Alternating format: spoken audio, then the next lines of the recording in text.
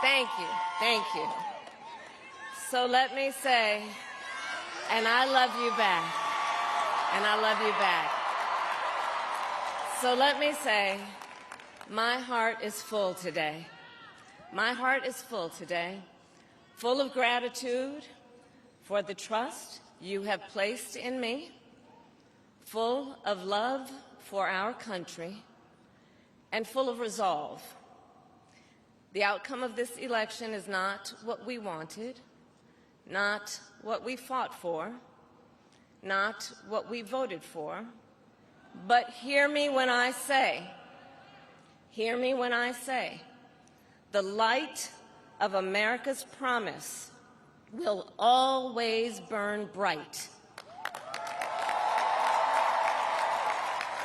As long as we never give up and as long as we keep fighting.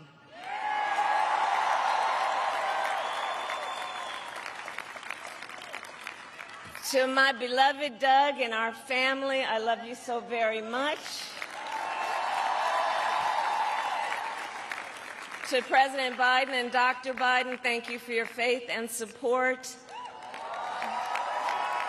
To Governor Walz and the Walz family, I know your service to our nation will continue. And to my extraordinary team, to the volunteers who gave so much of themselves, to the poll workers and the local election officials, I thank you all.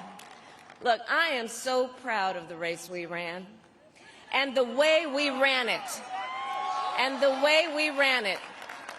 Over the 107 days of this campaign, we have been intentional about building community and building coalitions, bringing people together from every walk of life and background, united by love of country with enthusiasm and joy in our fight for America's future. And we did it with the knowledge that we all have so much more in common than what separates us. Now, I know folks are feeling and experiencing a range of emotions right now. I get it.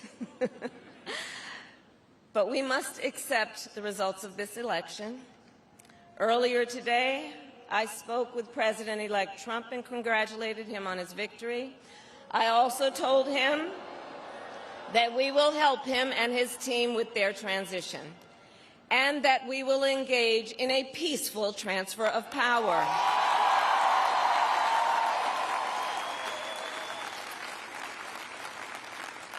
A fundamental principle of American democracy is that when we lose an election, we accept the results. That principle, as much as any other, distinguishes democracy from monarchy or tyranny. And anyone who seeks the public trust must honor it. At the same time, in our nation, we owe loyalty not to a president or a party, but to the Constitution of the United States.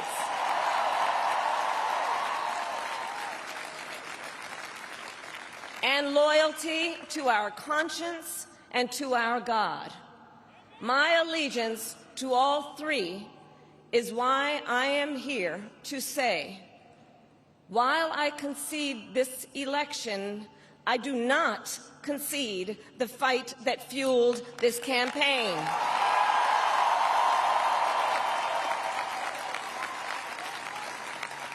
The fight for freedom, for opportunity, for fairness, and the dignity of all people. A fight for the ideals at the heart of our nation, the ideals that reflect America at our best. That is a fight I will never give up.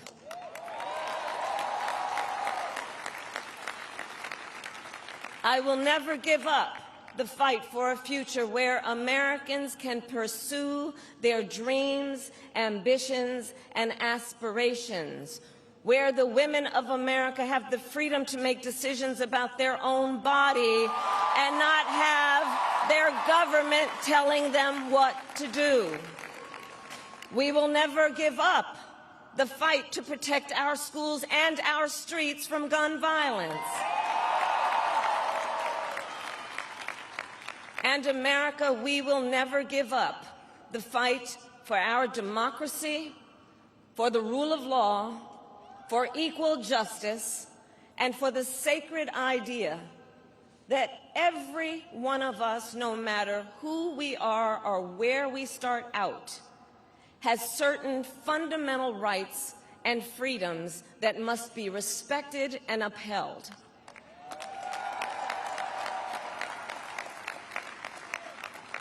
And we will continue to wage this fight in the voting booth, in the courts, and in the public square. And we will also wage it in quieter ways, in how we live our lives, by treating one another with kindness and respect, by looking in the face of a stranger and seeing a neighbor, by always using our strength to lift people up, to fight for the dignity that all people deserve. The fight for our freedom will take hard work, but like I always say, we like hard work. Hard work is good work. Hard work can be joyful work. And the fight for our country is always worth it. It is always worth it.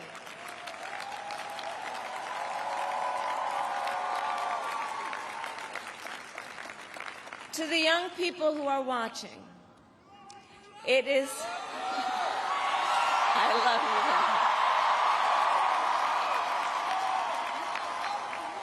you. To the young people who are watching, it is okay to feel sad and disappointed, but please know it's going to be okay. On the campaign, I would often say, when we fight, we win. But here's the thing. Sometimes the fight takes a while. That doesn't mean we won't win. That doesn't mean we won't win. The important thing is don't ever give up. Don't ever give up. Don't ever stop trying to make the world a better place. You have power. You have power. And don't you ever listen when anyone tells you something is impossible because it has never been done before.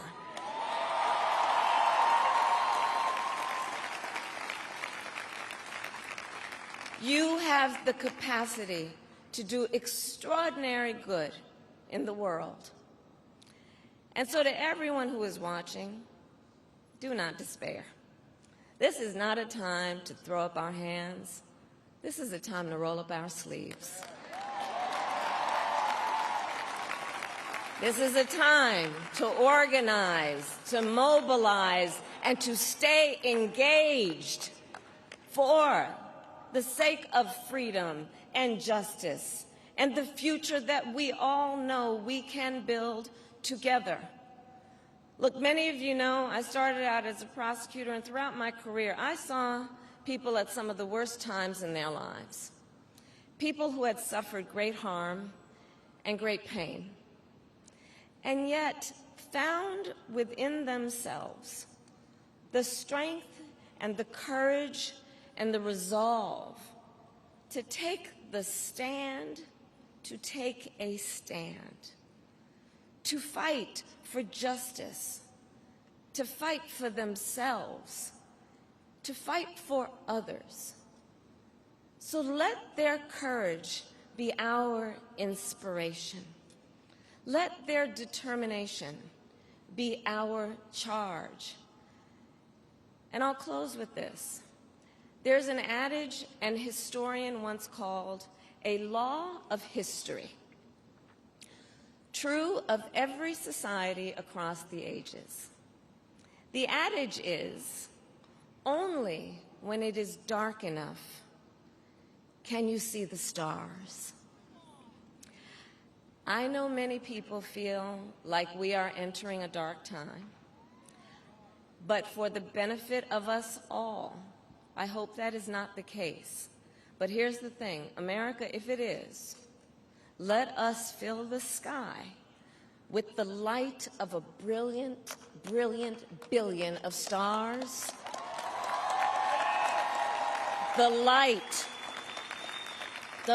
of optimism, of faith, of truth, and service.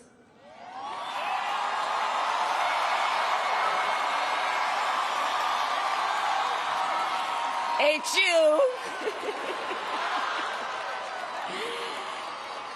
And may that work guide us, even in the face of setbacks, toward the extraordinary promise of the United States of America.